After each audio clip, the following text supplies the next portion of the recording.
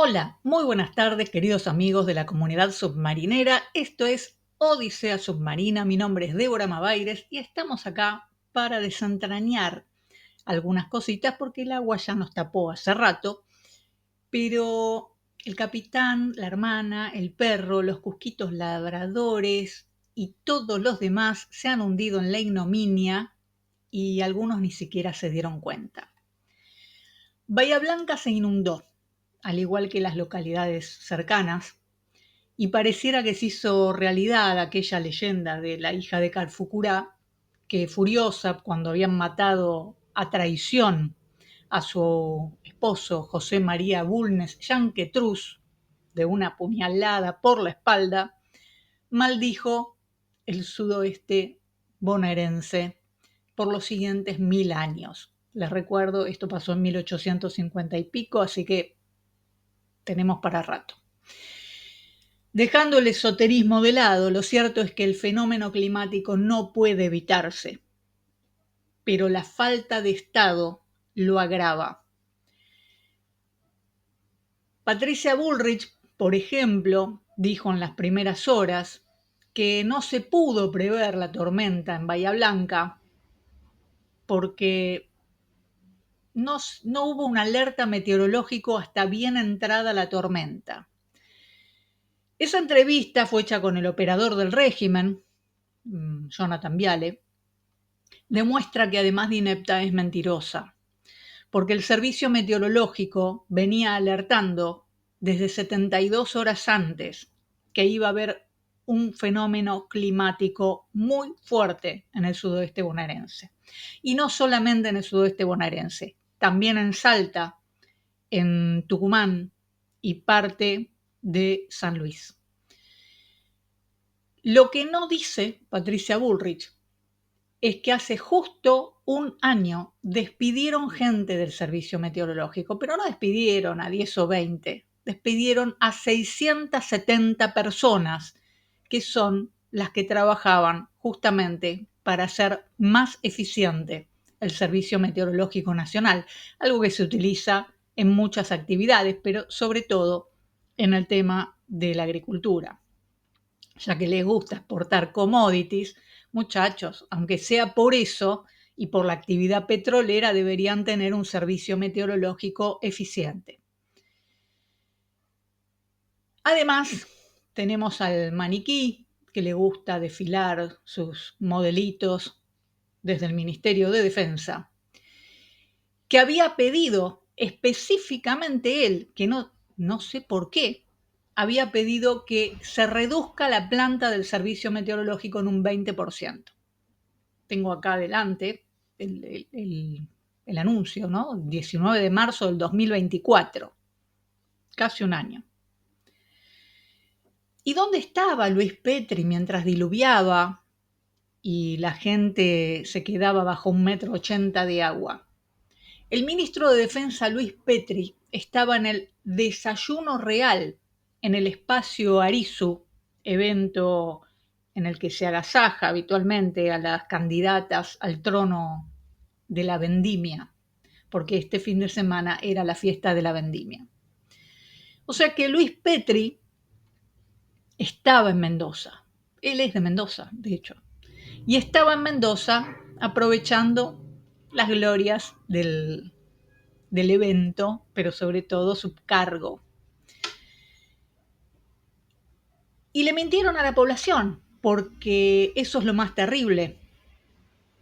Los medios vividores de pauta oficial titulaban "El ministro Petri suspendió la agenda en Mendoza", título que hace creer que él nunca estuvo, pero hay fotos que lo muestran con las chicas y los chicos de la fiesta de la vendimia. Y cuando digo chicas y chicos me refiero a jóvenes muy bonitos todos. En Bahía Blanca se cayeron 4 de los 7 puentes que conectaban la ciudad por la fuerza del agua. Al momento hay 16 muertos y al menos 120 desaparecidos.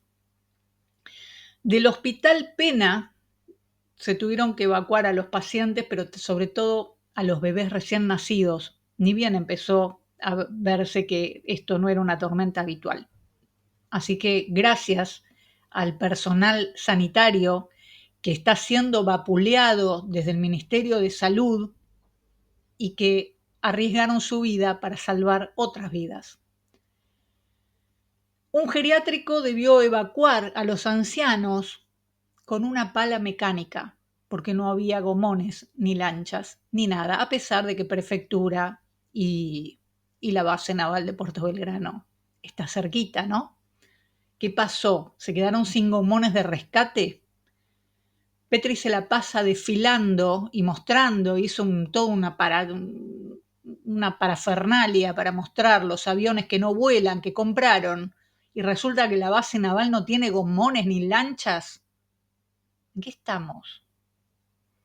Tardaron 36 horas en aparecer los gomones y los milicos.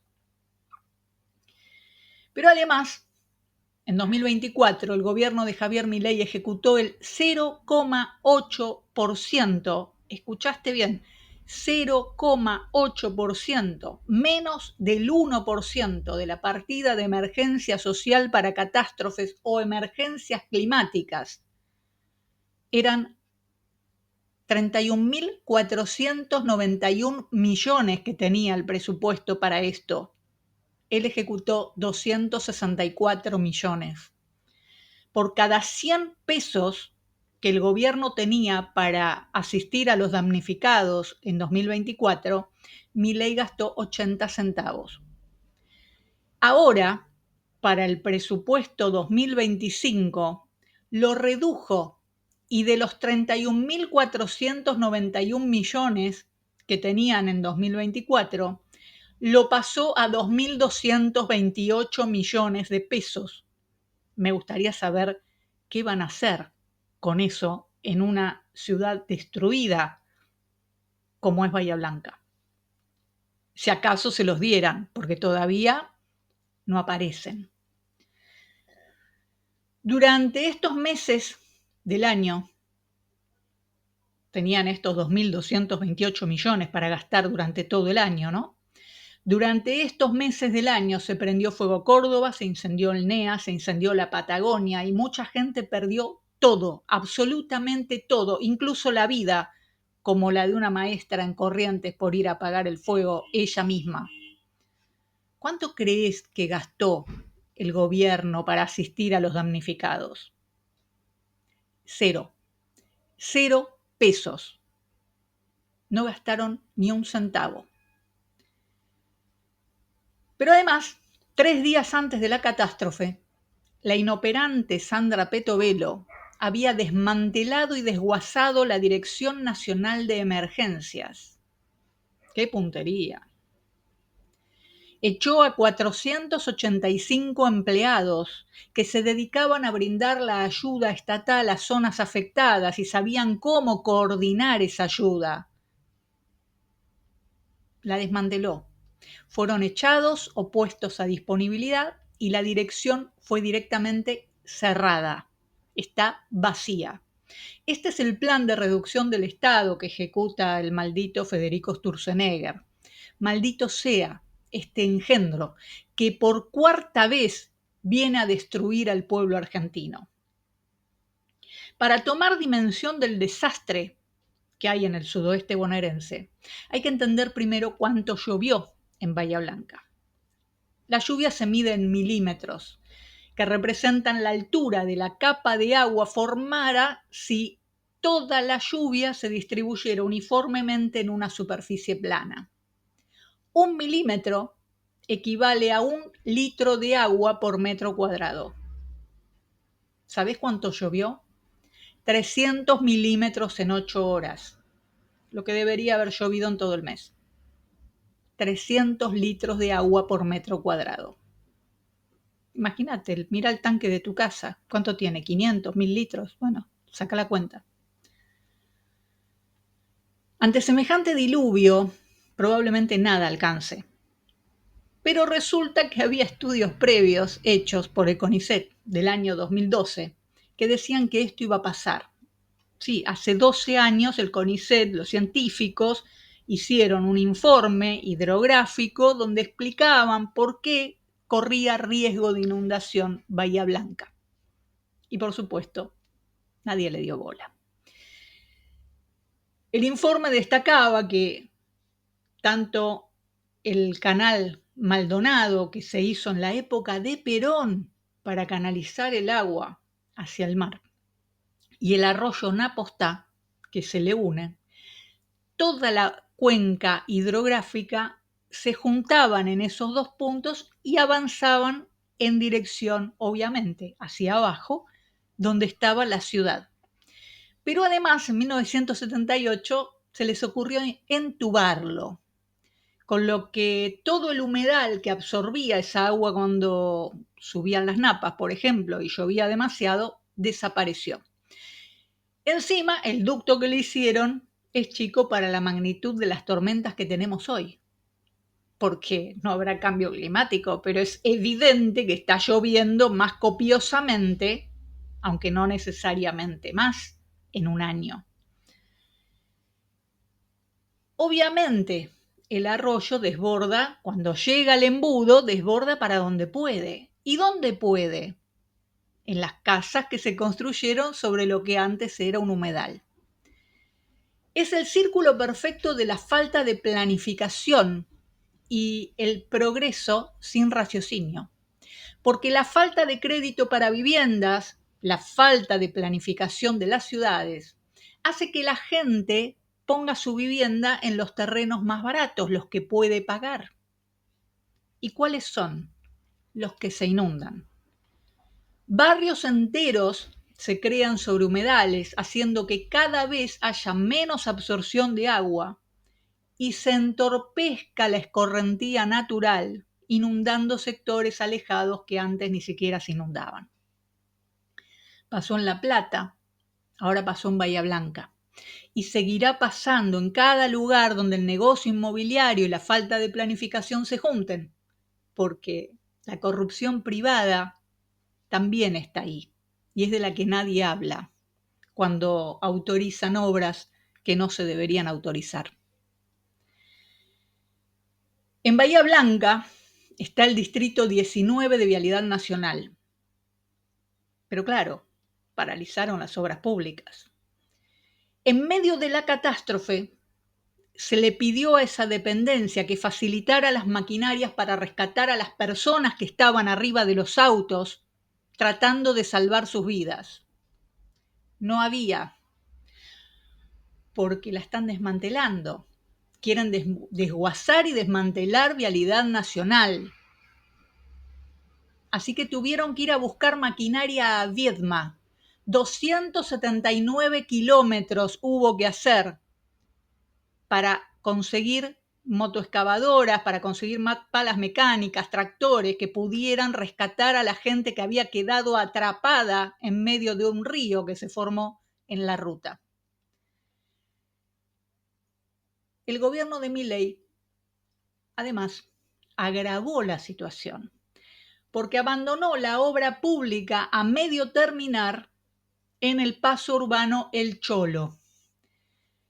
Era una obra que ya estaba planificada desde el año 2017, que implicaba una calzada de 4 carriles, en altura, además, un distribuidor, colectoras, 11 puentes, 9 pasarelas peatonales.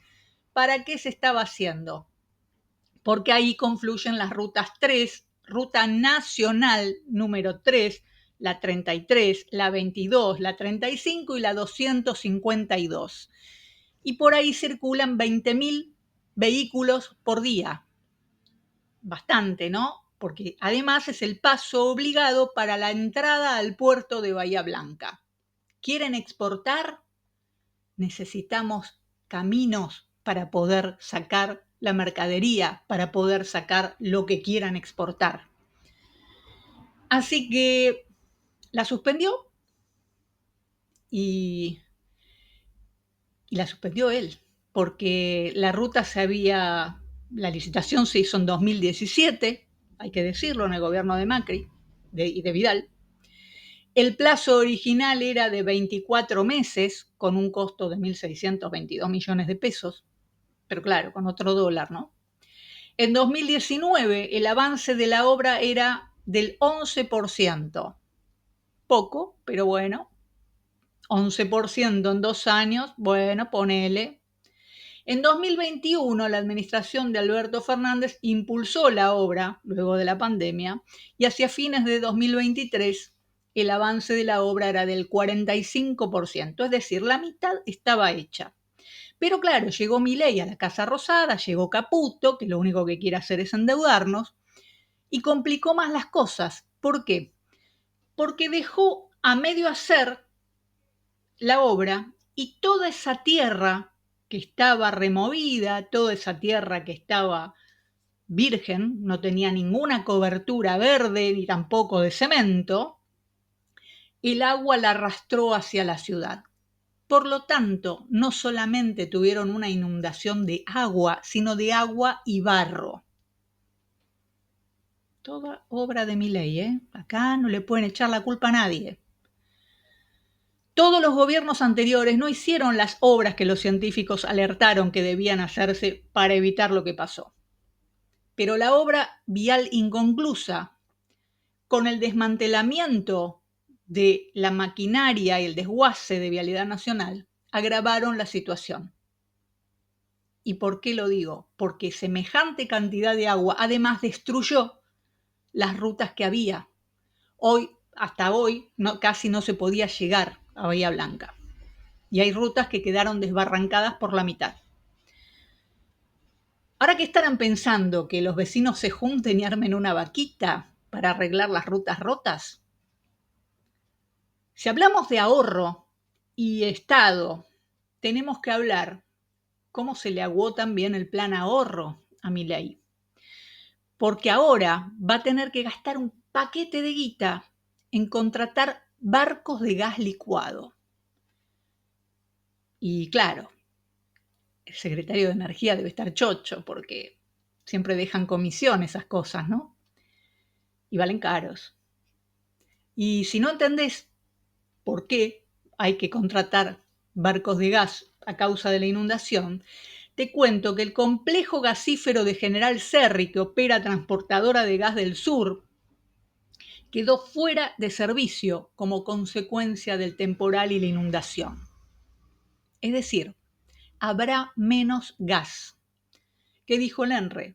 La crisis meteorológica bloqueó el complejo, se activaron las válvulas de seguridad. El sistema está estable, lo que pasa es que hubo que ir sí o sí al corte.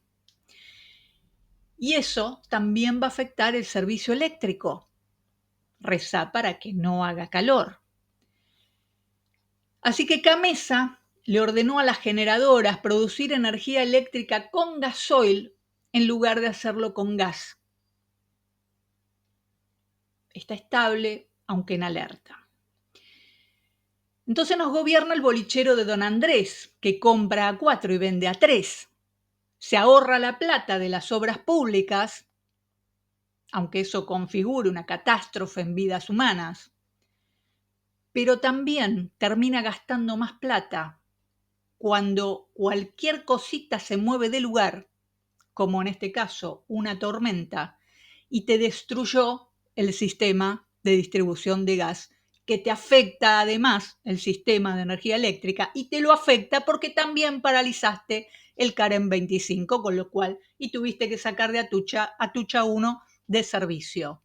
O sea, que Dios te ayude, ¿no? Mejor dicho, que Dios nos ayude a nosotros, porque este se va a ir en cualquier momento, agarra un helicóptero, termina su mandato, se va y se acabó, se va a vivir a otro lado, nos quedamos nosotros. En el complejo General Serri además se producen líquidos derivados del gas natural, etano, propano, butano, y se almacena parte de la producción. Lo concreto es que la inundación en el complejo de Transportadora de Gas del Sur restringe la operación del gasoducto Néstor Kirchner, rebautizado por este gobierno como Perito Moreno, porque parece que lo único que pueden hacer es cambiarle el nombre a las cosas. El gas para la demanda prioritaria, hospitales, colegios, comercios y casas, supuestamente está garantizado, pero falta gas para la generación termoeléctrica y para la industria. Y ahí es donde tienen que salir corriendo a comprar barquitos de gas natural licuado, que se lo van a comprar a los amigos de ellos y obviamente con algún sobreprecio porque, bueno, es una compra de urgencia. Así que reza para que la temperatura permanezca agradable, porque la inundación del complejo gasífero provocó pérdidas que aún no están cuantificadas, porque obviamente está inundado. Y eso pone en riesgo el abastecimiento, tanto en verano como en invierno. Bienvenidos a la Argentina de Milei, donde las catástrofes se suman. En medio de este caos, donde Buenos Aires, Tucumán, Salta, Catamarca y San Luis han sufrido inundaciones tremendas, el Ministerio de Salud brilla por su ausencia. Estamos en medio de un brote de sarampión y hay algunos casos de dengue, importantes cantidad de aumento de casos de dengue. 951 casos confirmados hasta la fecha, de los cuales el 96% no presentaron antecedentes de viaje, lo que quiere decir que son autóctonos. Así que cuídense porque nadie nos está cuidando. Maten mosquitos, usen repelente, compren espirales, descacharren, den vuelta todo lo que pueda juntar agua en el jardín y el patio y la terraza porque hay mosquitos. Y los vas a ver mucho más la semana que viene por las lluvias que tuvimos.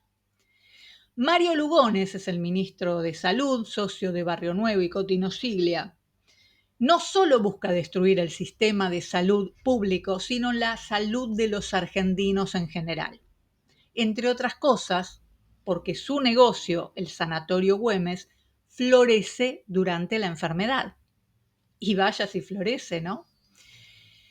El 4 de marzo, un grupo de médicos de las direcciones de vacunas y de VIH y tuberculosis y lepra presentaron la renuncia con una carta abierta para que el público se entere por qué.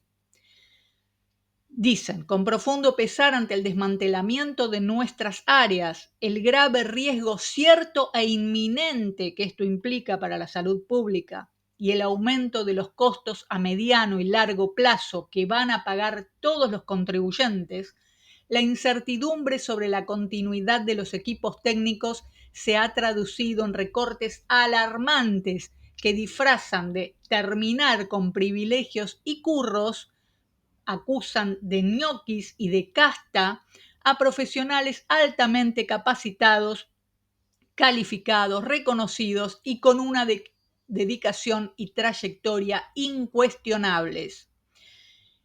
En enero, en medio de un aumento de los casos de muertes por tuberculosis y de nuevos diagnósticos de VIH y hepatitis, se confirmó la disolución de las coordinaciones de hepatitis virales y tuberculosis. Luego, en pleno brote activo de sarampión y de hepatitis A, la reducción del 40% del equipo de VIH y el 30% del equipo de vacunas. La evidencia es incontrovertible. La prevención no solo evita enfermedades y sus complicaciones y salva vidas, sino que reduce significativamente los costos de salud. Sin embargo, las decisiones actuales priorizan el ajuste a corto plazo en detrimento de las políticas de prevención y control, con consecuencias de alto costo sanitario y económico que son potencialmente irreversibles para la salud pública. No vamos a ser parte de un ministerio en el que los programas esenciales no puedan dar respuesta a las obligaciones básicas que marca la ley. Nuestra renuncia es un acto de ética médica, de responsabilidad cívica y profesional y una advertencia urgente. La salud pública no es un gasto, es una inversión en la vida y el bienestar de toda la sociedad. Yo no tengo más que aplausos para estos médicos que han declinado seguir siendo parte del desmantelamiento del sistema de salud público Y la verdad es que estamos al horno, porque lo que nos están diciendo estos médicos es, muchachos, están decidiendo cómo vamos a morir, porque eso es lo que están haciendo. Usan dinero público para emprendimientos privados o simplemente para enriquecer sus faltriqueras en el extranjero, como los desvíos que hubo en PAMI, por ejemplo, para alquilarle a Zulemita Menem un edificio que en realidad se sospecha que es para desviar fondos para la Fundación Faro, para la campaña. Ahora, ¿vos sabías que el bacilo de Koch causante de la tuberculosis, al igual que el sarampión o el virus del COVID, llegan a vos por vía respiratoria? Alguien enfermo respiró al lado tuyo, tosió en la cuadra de enfrente y el viento vino para tu lado y vos te lo pegaste. Pero además es un bacilo oportunista. Si estás inmunodeprimido o mal alimentado, te enfermas. Y además es un bacilo paciente. Puede permanecer inactivo en el cuerpo durante 20 años o más. Si tenés suerte, cuando se despierte el bacilo, va a atacar tus pulmones. Te vas a enterar, vas a empezar a toser, tenés falta de capacidad respiratoria, vas al médico, te hacen los análisis, uy, señor, usted tiene tuberculosis, y tenés 1 año de tratamiento para poder eliminar al bacilo y no morirte. Pero si no tenés suerte, el bacilo podría haberse alojado, por ejemplo, en tu cerebro y darte una tuberculosis a nivel cerebral. Un día empezás a decir incoherencias y para cuando te lo descubren, tu cerebro es un queso gruyère.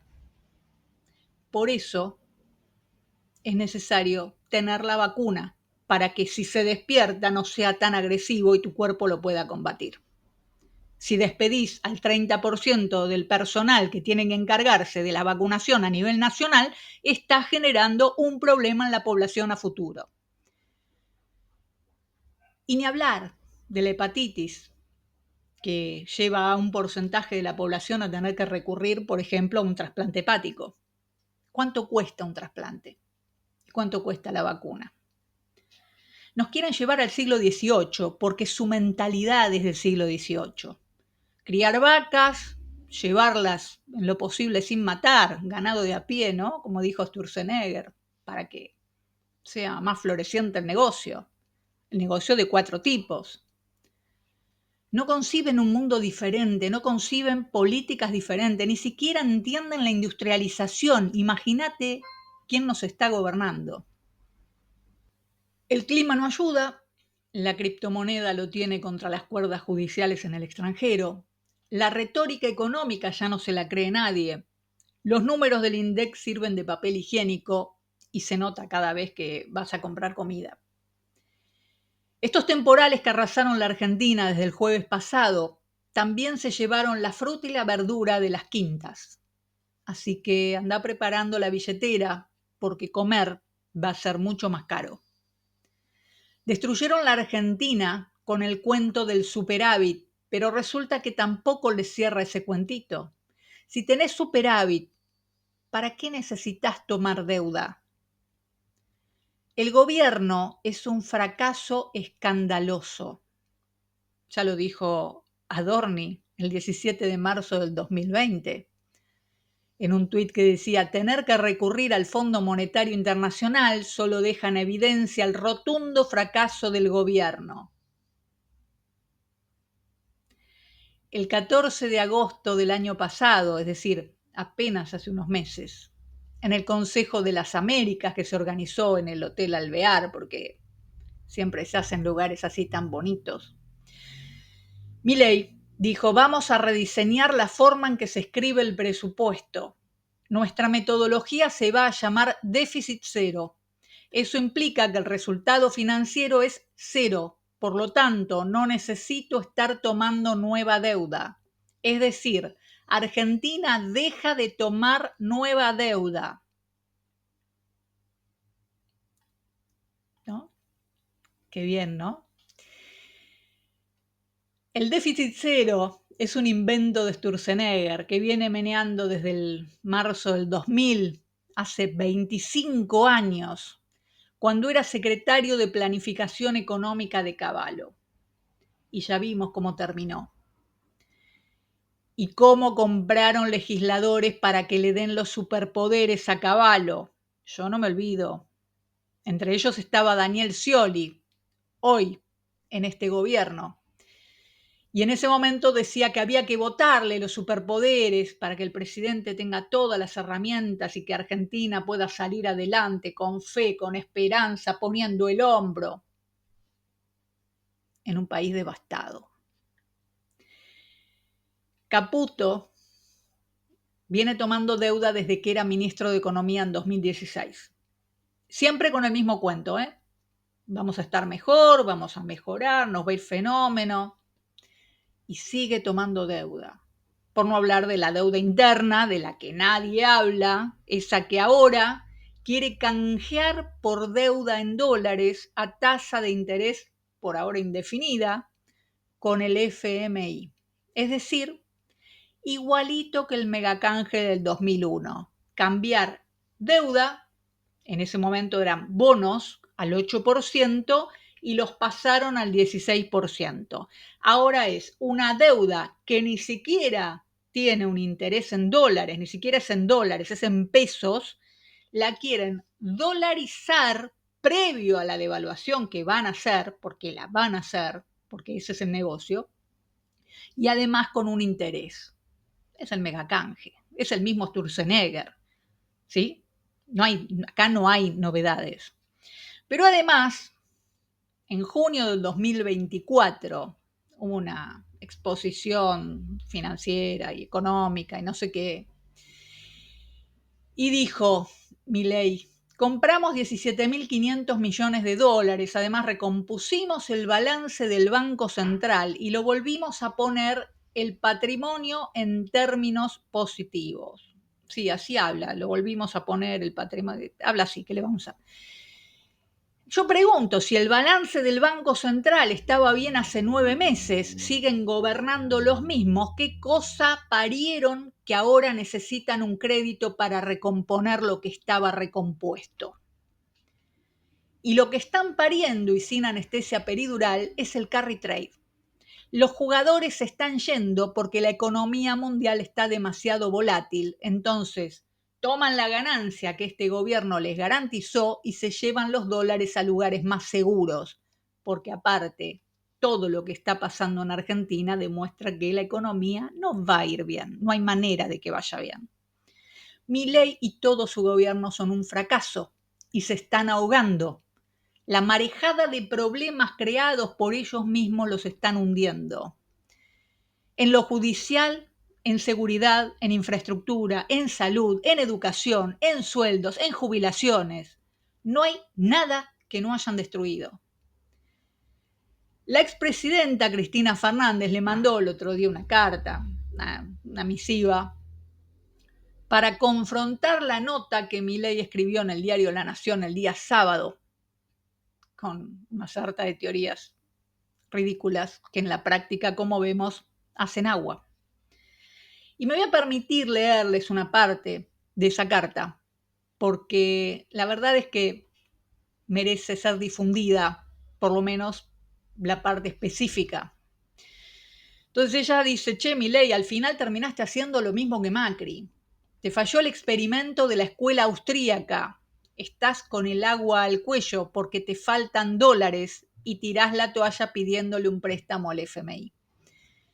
Acabo de leer la nota que publicaste ayer en La Nación, donde querés explicar lo inexplicable, que vas a pedir miles de millones de dólares al FMI sin que eso genere deuda, porque con esos dólares vas a pagar las letras intransferibles que el Tesoro le debe al Banco Central.